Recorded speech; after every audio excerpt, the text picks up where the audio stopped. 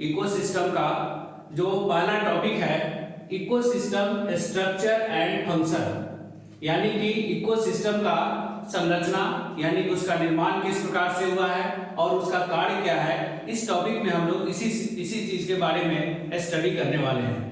तो जैसा कि हम लोग जानते हैं कि इकोसिस्टम जो है इस पूरे बायोस्फीयर का एक फंक्शनल यूनिट है, यानी कि यह एक यूनिट के रूप में काम करता है, क्योंकि इस पूरे बायोस्फीयर पर, इस पूरे पृथ्वी पर हमें विभिन्न प्रकार के छोटे छोटे इकोसिस्टम देखने को मिलता है। और ये जो इकोसिस्टम है इसके स्टडी को हम लोग जो है सो क्या कहते हैं, इकोलॉजी कहते हैं। तो जैसा कि हम लोग जानते हैं कि इकोसिस्टम जो टर्म है, जो शब्द है, इसको सन 1935 ईस्वी में एक साइंटिस्ट थे जिनका नाम है एजी टेंसले। एजी टेंसले ने सबसे पहले जो है सो इस टर्म को जो है सो प्रपोज किया था। तो इकोसिस्टम क्या है? तो ecosystem is a chain of interaction between organism and their environment. Organism और ये जो फिजिकल कंपोनेंट्स हैं, इन दोनों के बीच में इंटरेक्शन है। जैसे कि ऑर्गेनिज्म का मतलब ये हो गया कि जितने भी लिविंग ऑर्गेनिज्म है, और फिजिकल कंपोनेंट्स में आ गया जितने भी नॉन लिविंग फैक्टर्स हैं, जैसे कि एयर है, वाटर है, सॉइल है, टेम्परेचर है, ह्यूमिडिटी है, सोलर रेडिएशन है, ये सभी जो है सो हमारा फिजिकल कंपोनेंट्स हैं। तो जितने भी लिविंग ऑर्गेनिज्म है, चाहे वो प्लांट्स हो या एनिमल्स हो, वह सभी जो है सो चारों तरफ से इनसे घिरे हुए हैं। और and there chain of interaction. तो और इंटरेक्शन का मतलब क्या होता है कि ये दोनों एक दूसरे के ऊपर जो है सो प्रभाव डालते हैं। अब ये कैसे प्रभाव डालते हैं, इसको हम लोग जो है सो इस टॉपिक में डिटेल से स्टडी करने वाले हैं। अगर हम साइंस की भाषा में कहें तो इकोसिस्टम का निर्माण जो हुआ है, इसके दो मेन जो है सो फैक्टर्स हैं। कौन कौन? एक बायोटिक फैक्टर और दूसरा एबायोटिक फैक्टर। बायोटिक फैक्टर में जितने भी लिविंग ऑर्गेनिज्म होते हैं वह सभी जो है सो बायोटिक फैक्टर के अंतर्गत आते हैं, और जितने भी नॉन लिविंग फैक्टर्स हैं वह सभी जो है एबायोटिक फैक्टर्स के अंतर्गत आते हैं। अब ये जो बायोटिक फैक्टर्स हैं, ये जो बायोटिक फैक्टर्स हैं, इसके अंतर्गत जितने भी लिविंग ऑर्गेनिज्म होते हैं वह सभी शामिल होते हैं।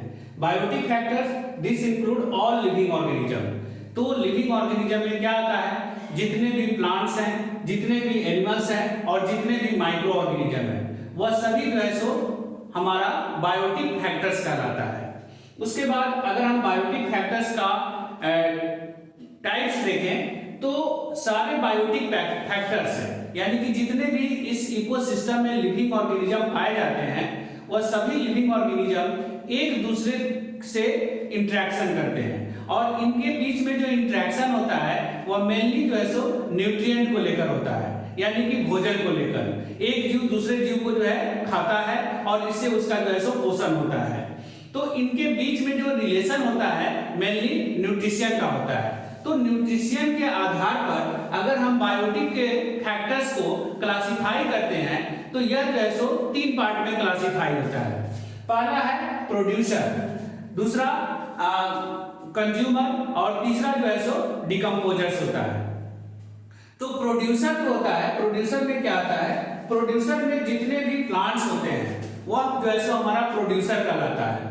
प्रोड्यूसर को हम ऑटोट्रॉप्स भी कहते हैं, क्योंकि यह जो है सो अपना भोजन नेचर में खुद बना लेता है फोटोसिंथेसिस कर। तो जितने भी प्लांट्स होते हैं जो किसी दूसरे पर डिपेंड नहीं होते हैं न्यूट्रिशन के लिए, वह नेचर में जो है फोटोसिंथेसिस कर अपना फूड खुद प्रिपेयर कर लेते हैं। तो ये सभी जो है सो हमारा प्रोड्यूसर कहलाता है, अर्थात इसी को हम लोग ऑटोट्रॉप्स कहते हैं। तो यहाँ पर जो है सो प्रोड्यूसर में कौन कौन से एग्जांपल है, जैसे कि जितने एल्गी हो गए, उसके बाद मार्जिनल प्लांट्स, सबमर्ज प्लांट, उसके अलावा फाइटोप्लैंक्टन और फ्लोटिंग प्लांट। बायोटिक का जो दूसरा टाइप्स है वह है कंज्यूमर। कंज्यूमर को हम लोग जो है हेटेरोट्रॉप्स भी कहते हैं, क्योंकि कंज्यूमर जितने भी होते हैं इसमें सारे एनिमल्स आते हैं। तो एनिमल्स जो होते हैं वह डायरेक्टली और इनडायरेक्टली वह प्लांट्स के ऊपर न्यूट्रिशन के लिए डिपेंड रहते हैं। इसका एग्जांपल हो गया जू प्लैंक्टन। कुछ जो है सो मतलब कि ऐसे ऑर्गेनिज्म होते हैं जो फ्री लिविंग होते हैं, और कुछ जो है सो बॉटम ड्वेलिंग होते हैं। तो ये सारे जो है सो क्या है? कंज्यूमर्स हो गए।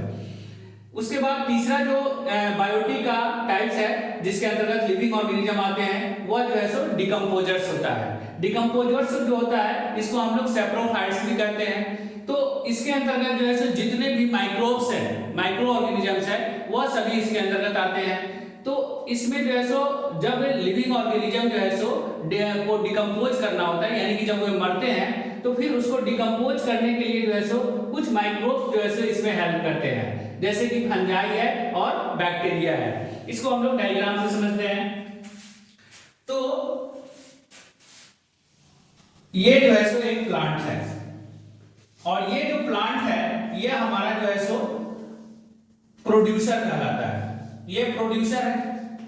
प्रोड्यूसर इसको क्यों कहते हैं? क्योंकि यह जो है सनलाइट के रेडिएशन से और इसको जो भी जो है रॉ मटेरियल चाहिए वह नेचर से ले लेता है, जैसे कि यह कार्बन डाइऑक्साइड, वाटर, मिनरल, ये सभी जो है सो नेचर से अब्सॉर्ब कर लेता है और इसको लेकर ये जो है सो क्या करता है, फूड बनाता है। तो ये हमारा जो है सो प्रोड्यूसर कहलाता है, क्योंकि यह फूड के लिए किसी दूसरे पर डिपेंड नहीं होता है। इसको जो है सो खाता है कौन? मान लीजिए कि कोई भी हर्बीवोर्स जो एनिमल्स होते हैं वह एनिमल्स इसको जो है सो फूड को खाता है। तो जैसे मान लीजिए कि डियर है, तो डियर जो है सो क्या किया, इसको खाया। तो ये जो है सो हमारा क्या कहलाएगा, ये हमारा कंज्यूमर कहलाएगा। कंज्यूमर जो प्लांट को खा रहा है, जो प्रोड्यूसर को खा रहा है, इसके ऊपर डायरेक्टली या इनडायरेक्टली डिपेंड है, वह जो है सो हमारा कंज्यूमर कहलाएगा। कंज्यूमर को हम लोग जो है सो हेटेरोट्रॉप्स कहते हैं। और जब ये दोनों मरेंगे, ये प्लांट्स या डियर, ये जब मरेंगे तो इनको डिकम्पोज करने का काम जो है सो कौन करेगा? फंजाई या बैक्टीरिया। ये इसको क्या करेंगे कि डिकम्पोज करेंगे, सड़ाकर फिर जो है सो मिट्टी के रूप में परिवर्तित कर देंगे। तो ये जो है सो हमारा क्या कहलाएगा? डिकम्पोजर। ये हमारा डिकम्पोजर कहलाएगा। डिकम्पोजर को ही हम लोग सेप्रोफाइट कहते हैं। इकोसिस्टम का जो दूसरा फैक्टर्स है वह है एबायोटिक। तो एबायोटिक फैक्टर्स जिससे मिलकर जो है सो हमारा इकोसिस्टम बना हुआ है। तो इस एबायोटिक फैक्टर्स के अंतर्गत जितने भी नॉन लिविंग होते हैं वह सभी जो है सो इसके अंदर शामिल है। This include all the non living organism in an ecosystem. तो जो भी नॉन लिविंग है वह सभी जो है सो क्या है, हमारा एबायोटिक फैक्टर्स कहलाता है। अब इस एबायोटिक फैक्टर्स को जो है सो हम लोग दो पार्ट में डिवाइड कर देते हैं, यानी कि जितने भी नॉन लिविंग चीजें हैं जो इस नेचर में पाई जाती है, जो कि लिविंग ऑर्गेनिज्म को इंटरैक्ट करता है, उसको हम लोग जो है सो मेनली दो ग्रुप में डिवाइड कर देते हैं। एक होता है फिजिकल एबायोटिक फैक्टर्स और दूसरा होता है केमिकल एबायोटिक फैक्टर्स। तो फिजिकल एबायोटिक फैक्टर्स क्या होता है कि this affect the biotic activity. यह जो है सो जितने भी लिविंग ऑर्गेनिज्म होते हैं जो कि हमारा बायोटिक फैक्टर्स है, तो उस बायोटिक लिविंग ऑर्गेनिज्म को जो है यह किसी न किसी रूप में प्रभावित करते हैं। तो ये किस प्रकार से प्रभावित करते हैं, जैसे इसके एग्जांपल देख लीजिए। इसमें आ गया rain, temperature, solar radiation, soil, humidity, ये सब जो है सो फिजिकल के अंतर्गत आते हैं। तो यह जो है किसी न किसी रूप में बायोटिक को जो है यह इफेक्ट डालता है। जैसे कि मान लीजिए कि रेन, वर्षा, अगर वर्षा जो है सो समय से नहीं होती है तो हमारे जो फसल होते हैं, क्रॉप होते हैं, वह खराब हो जाते हैं, यानी कि वह अच्छे से ग्रो नहीं कर पाता है, हमारा प्लांट अच्छे से ग्रोथ नहीं कर पाता है। तो इसलिए रेन का, वर्षा का होना जो है सो पौधे के लिए अत्यंत आवश्यक होता है। वर्षा नहीं होने से हमारा पौधा जो है सो खराब हो जाता है। अगर वर्षा अधिक भी हो जाती है ना, अगर बहुत ज्यादा वर्षा हो गई तो भी जो है सो यह हमारे पौधे को प्रभावित करता है, क्योंकि फ्लड, बाढ़ आ जाती है और बाढ़ आने से जो है सो क्या हो जाता है कि हमारा पूरा फसल खराब हो जाता है। उसी तरह से अगर टेम्परेचर की बात करें तो अगर टेम्परेचर जो है सो बहुत ज्यादा कम हो जाता है इस बायोस्फीयर का, तो इस पर रहने वाले जो लिविंग ऑर्गेनिज्म है वह जो है सो प्रभावित होने लगते हैं कि जो टेम्परेचर है वह बहुत ज्यादा नीचे चला गया है। तो इसके कारण से जो है सो लिविंग ऑर्गेनिज्म प्रभावित होते हैं। उसके साथ साथ अगर टेम्परेचर बहुत ज्यादा बढ़ भी गया तो भी लिविंग ऑर्गेनिज्म प्रभावित होते हैं। जैसे कि हम लोग को ह्यूमन की अगर बात करें तो अगर कम टेम्परेचर होता है तो ठंड लगने लगती है, ज्यादा टेम्परेचर होता है तो गर्मी लगने लगती है। तो ये जो है सो हमारा जो फिजिकल है ये बायोटिक फैक्टर है, या किसी न किसी रूप में जो बायोटिक फैक्टर है जो लिविंग ऑर्गेनिज्म है उस पर इफेक्ट डालते रहते हैं। एबायोटिक कंपोनेंट्स का जो दूसरा भाग है वह है केमिकल फैक्टर्स या केमिकल कंपोनेंट्स है ये। तो इसके अंतर्गत क्या आता है, तो इसके अंतर्गत जो है जितने भी केमिकली कंपाउंड सब्सटेंसेज होते हैं वह सभी जो है सो केमिकल फैक्टर्स के अंतर्गत आते हैं। तो इसमें मेनली क्या है, इंक्लूड्स एलिमेंट्स एंड कंपाउंड्स। अब ये जो केमिकली कंपोनेंट्स हैं इसको जो है सो दो पार्ट में डिवाइड किया गया है। कौन कौन, एक हो गया इनऑर्गेनिक। तो इनऑर्गेनिक में जिसमें जो है सो क्या होता है कि कार्बन शामिल नहीं होता है, जिसमें कार्बन शामिल नहीं हो वह सभी जो है सो हमारा इनऑर्गेनिक सब्सटेंसेज कहलाता है। अब इसमें जो है सो कौन कौन से आते हैं, तो इस नेचर में जितने भी मेटल्स आप देखते हो वह सभी जो है सो इनऑर्गेनिक सब्सटेंस होता है। उसके अलावा जितने भी जो है एलिमेंट्स हैं वह सभी जो है सो इनऑर्गेनिक सब्सटेंसेज हो गए। उसके अलावा अमोनिया है, वाटर है, गैसेज है ना, नेचर में जितने भी गैसेज है वह सभी जो है सो क्या होता है कि इनऑर्गेनिक सब्सटेंसेज कहलाता है। उसके बाद दूसरा जो है सो ऑर्गेनिक। तो ऑर्गेनिक जो है सो कौन सा होगा सब्सटेंसेज, तो एबायोटिक कंपोनेंट्स के अंतर्गत आते हैं। तो ऑर्गेनिक सब्सटेंसेज जिसमें जो है सो क्या होगा कि कार्बन शामिल होगा, क्योंकि ऑर्गेनिक सब्सटेंसेज जो होता है वह लिविंग और नॉन लिविंग के बीच में रिलेशन बनाता है, उसको जो है सो जोड़ने का काम करता है। तो make relation between the biotic and abiotic component. इसके एग्जांपल कौन हो गए, जैसे कि प्रोटीन है, लिपिड्स है, कार्बोहाइड्रेट है, ये सभी जो कंपोनेंट्स होते हैं लिविंग ऑर्गेनिज्म के अंतर्गत पाए जाते हैं। और ये जितने भी ये कंपोनेंट्स हैं जैसे कि प्रोटीन, लिपिड और कार्बोहाइड्रेट, इन सभी का निर्माण जो है सो किसी न किसी रूप में इनऑर्गेनिक सब्सटेंसेस से ही होता है। तो यह जो है सो ऑर्गेनिक सब्सटेंसेस एबायोटिक और बायोटिक दोनों कंपोनेंट को आपस में जोड़ने का काम, उसके बीच में रिलेशन बनाने का काम ये करता है। अब देखिए conversion of inorganic into organic, यानी कि इनऑर्गेनिक सब्सटेंसेज इस इकोसिस्टम में, इस नेचर में किस प्रकार से जो है सो ऑर्गेनिक में कन्वर्ट होता है और फिर ऑर्गेनिक जो है सो इनऑर्गेनिक में कन्वर्ट होता है। तो जैसा कि हम लोगों ने देखा कि जो हमारा इकोसिस्टम है यह दो कंपोनेंट से मिलकर बना हुआ है। एक जो है सो बायोटिक और दूसरा जो है सो एबायोटिक। तो बायोटिक कंपोनेंट्स में क्या आते हैं, तो जितने भी लिविंग्स हैं वह सभी जो है सो बायोटिक कंपोनेंट्स के अंतर्गत आते हैं, और जितने भी नॉन लिविंग हैं वह सभी जो है सो एबायोटिक के अंतर्गत आते हैं। तो बायोटिक में कौन कौन आता है, तो सबसे पहला हो गया हमारा प्रोड्यूसर, यानी कि प्लांट। ये जो प्रोड्यूसर है ये हमारा जो है सो बायोटिक यानी कि लिविंग है, इसको हम लोग जो है सो ऑटोट्रॉफी कहते हैं। और दूसरा हो गया कंज्यूमर जिसको हम लोग हेटेरोट्रॉफ कहते हैं। और तीसरा हो गया डिकम्पोजर। तो इसके अंतर्गत क्या आते हैं, जितने भी माइक्रोब्स है ना, माइक्रोब्स यानी कि बैक्टीरिया, फंजाई, ये सब जो है सो इसके अंतर्गत आते हैं। तो ये जो है सो बायोटिक में जितने भी लिविंग कंपोनेंट्स हैं, प्रोड्यूसर, कंज्यूमर और माइक्रोब्स आ गए। दूसरा जो एबायोटिक कंपोनेंट है इसमें क्या आता है, तो इसमें आ गया जितने भी गैसेज हैं है ना वह सभी आ गए, जिसको एयर कहते हैं, मिक्सचर ऑफ गैसेज। उसके बाद वाटर आ गया,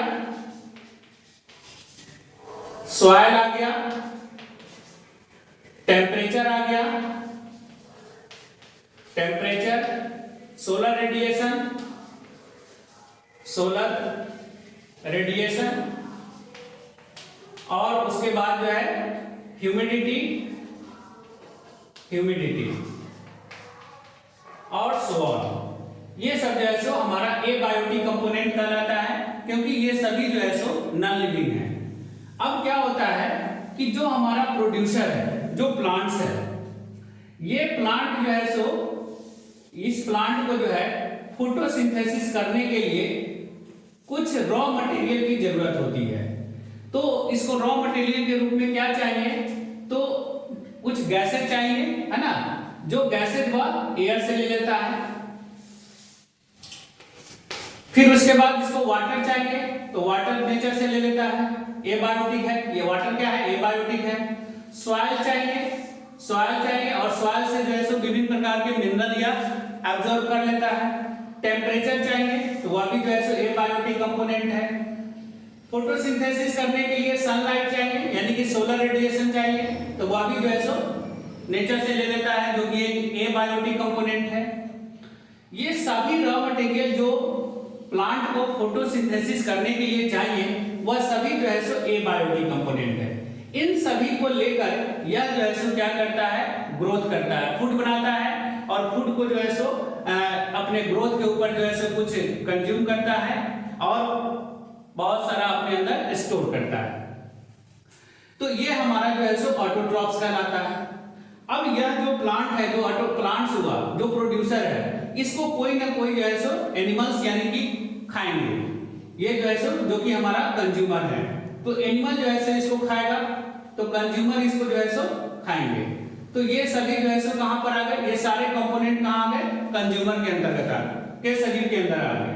कंज्यूमर के अंदर क्या आता है, जितने भी एनिमल्स हैं, जो डायरेक्टली या इनडायरेक्टली जो है सो प्रोड्यूसर पर ही डिपेंड रहता है। तो कंज्यूमर जो है सो इसको खाएगा, तो ये कंज्यूमर के अंतर्गत के शरीर के अंदर आ गया। अब ये जो प्रोड्यूसर है और जो कंज्यूमर है, ये तो मरेंगे, क्योंकि जितने भी लिविंग ऑर्गेनिज्म होते हैं उन सभी का एक डिफिनिट लाइफ स्पैन होता है, और डिफिनिट लाइफ स्पैन कंप्लीट करने के बाद उसको तो मरना ही मरना है। तो जब ये मरेंगे तो फिर इसको डिकम्पोज होंगे, यानी कि सड़ेंगे, और इसको सड़ाने का काम जो है सो कौन करेगा, बहुत सारे माइक्रोब्स करेंगे, है ना। अब इस माइक्रोब्स में क्या आएगा कि इसमें जो है सो आ जाएगा फंजाई और बैक्टीरिया, ये दो जो है सो मेन है, जो कि डिकम्पोजिशन में हेल्प करता है। तो ये जो है सो इसके ऊपर हेल्प करेंगे। कंज्यूमर में आ गया एनिमल, और प्रोड्यूसर में आ गया प्लांट। तो प्लांट और एनिमल जब मरेंगे, तो मरने के बाद इसके ऊपर फंजाई और बैक्टीरिया क्या करेंगे, अटैक करेंगे, और इसको डिकम्पोज कर फिर सॉइल में जो है सो कन्वर्ट कर देंगे। और सॉइल में जब कन्वर्ट करेंगे तो फिर ये सब कुछ जो है सो जो भी कंपोनेंट था, ये बायोटिक कंपोनेंट, वह फिर इसी माइक्रोब्स की सहायता से फिर नेचर में वापस चला जाएगा। यानी कि जो गैसेज है वो गैसेज चल बन जाएगा, soil, temperature, solar radiation, mineral, वो सभी जो है सो फिर वापस जो है सो एबायोटिक में कन्वर्ट हो जाएगा। तो इस तरह से हम देखते हैं कि इसमें जो भी जो है इनऑर्गेनिक सबस्टेंसेस था, वह इनऑर्गेनिक सबस्टेंसेस जो है सो ऑर्गेनिक में कन्वर्ट हुआ, और फिर ऑर्गेनिक से जो है सो क्या होगा, इनऑर्गेनिक सबस्टेंसेस ऑर्गेनिक में कन्वर्ट हुआ, और फिर ऑर्गेनिक सबस्टेंसेस जो है सो फिर इनऑर्गेनिक में कन्वर्ट हुआ, और इसमें जो है सो इनऑर्गेनिक में कन्वर्ट करने में हेल्प किया कौन, माइक्रोब्स। जैसे कि आप देखिए, एक नाइट्रोजन के बारे में आप जानते हैं कि नाइट्रोजन जो है सो एक एलिमेंट्स है, और नाइट्रोजन गैस है जो है N2, है ना। तो नाइट्रोजन जो है यह प्लांट्स के लिए बहुत जरूरी होता है, प्लांट्स को ग्रोथ करने के लिए नाइट्रोजन बहुत जरूरी है। और नेचर में जो है एयर में 78% जो है सो नाइट्रोजन पाया जाता है, 78% नाइट्रोजन पाया जाता है। लेकिन प्लांट जो है सो उस नाइट्रोजन को एयर में से डायरेक्ट नहीं ले सकता है, उस नाइट्रोजन को वह लेगा कैसे, रूट के द्वारा। लेकिन वह नाइट्रोजन, तो एयर में जो नाइट्रोजन मौजूद है, उस नाइट्रोजन को जो है सो सॉइल में आना पड़ेगा, जिसको हम लोग क्या कहते हैं, नाइट्रोजन फिक्सेशन। तो कुछ बैक्टीरिया ऐसे होते हैं जैसे राइजोबियम वगैरह, ये बैक्टीरिया क्या करते हैं कि एटमॉस्फेयर से, जो कि एक इनऑर्गेनिक सबस्टेंसेस है, उस एटमॉस्फेयर से नाइट्रोजन को फिक्सेशन करते हैं सॉइल में, और फिर सॉइल से जो है सो क्या होता है कि प्लांट जो है सो आसानी से जो है नाइट्रोजन को एब्जॉर्ब कर और वह ग्रोथ कर डिफरेंट टाइप्स के कंपोनेंट्स बना लेते हैं। और फिर जब वह प्लांट मरता है, तो जब वह डिकम्पोज होता है, तो डिकम्पोज होने पर डिकम्पोज जब होता है तो फिर जो है उसके जो ऑर्गेनिक सब्सटेंसेज होते हैं, वह ऑर्गेनिक सब्सटेंसेज फिर कुछ माइक्रोब्स की सहायता से वह नाइट्रोजन फिर एटमॉस्फेयर में वापस चला जाता है, जो कि फिर इनऑर्गेनिक के रूप में उसका कन्वर्जन हो गया। तो इसको हम लोग डिटेल से नाइट्रोजन साइकिल जब पढ़ेंगे तो वहां पर काफी डिटेल से इसके बारे में पढ़ेंगे।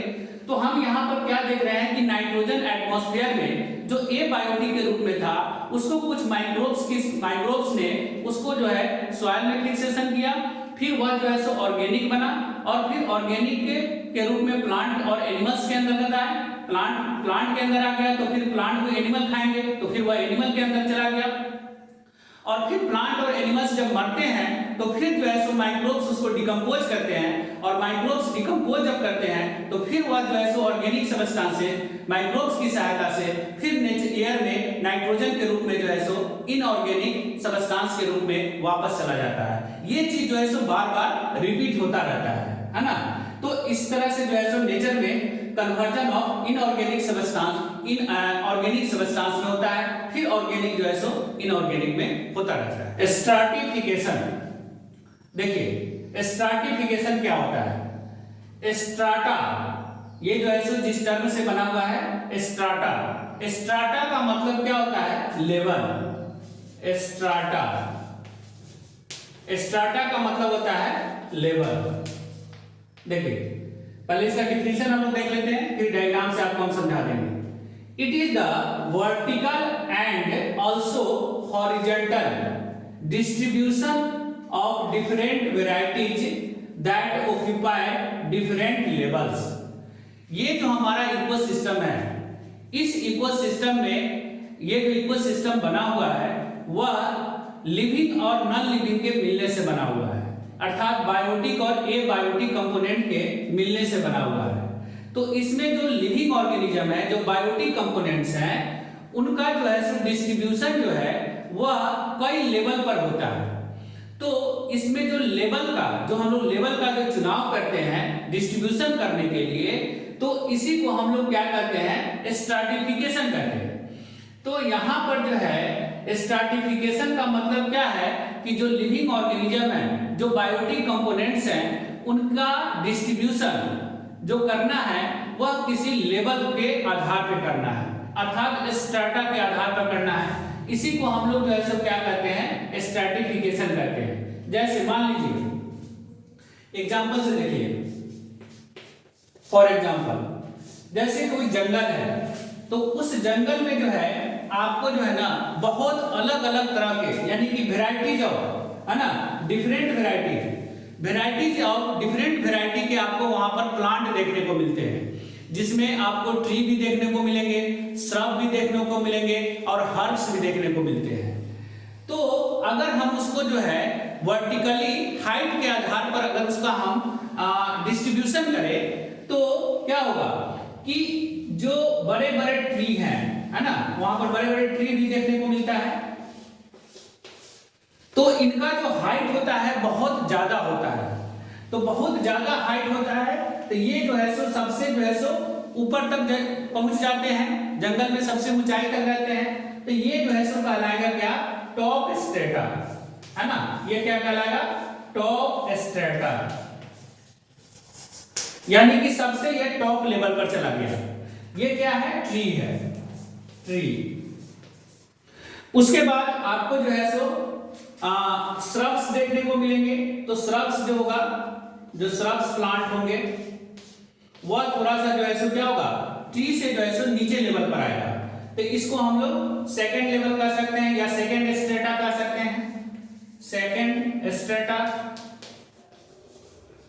और जो तीसरा है, उसके बाद आपको वहां पर क्या देखने को मिलता है कि हर्ब्स देखने को मिलेंगे, है ना, हर्ब्स प्लांट होंगे छोटे छोटे। उसके अलावा ग्रासेज होंगे, घास होंगे, है ना। तो इसको हम लोग क्या कर सकते हैं, इसमें ये हर्ब्स आ गए, हर्ब्स और ग्रासेज, ग्रासेज। तो ये हर्ब्स और जो ग्रासेज हुए, ये जो है सो क्या हो गया, हमारा बॉटम स्ट्रेटा हो गया, यानी कि ये बॉटम लेवल में आ गया, बॉटम स्ट्रेटा।